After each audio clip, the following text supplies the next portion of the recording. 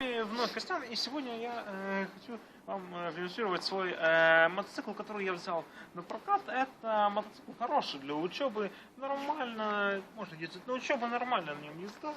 Ну, смотрите, здесь 150 кубовый движок, спидометр, видите, какой хороший, тут скорости можно переключать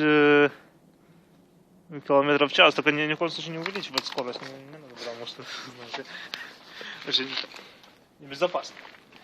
Здесь, видите, вот, 50-кубовый движок с другой стороны мы снимаем.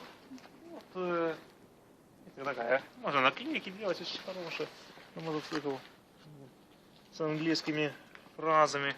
Видите, но, знаете, мне нужно накопить немного денег, чтобы я просто купить свой личный мотоцикл, и мне нужно немного денег. Я уже накопил довольно большую сумму, но где-то 30 там гривен, знаете, нужно. Ну, пожалуйста, пожертвуйте, реально. Небольшая сумма, сколько может. А за это вы получите отличный вообще подарок.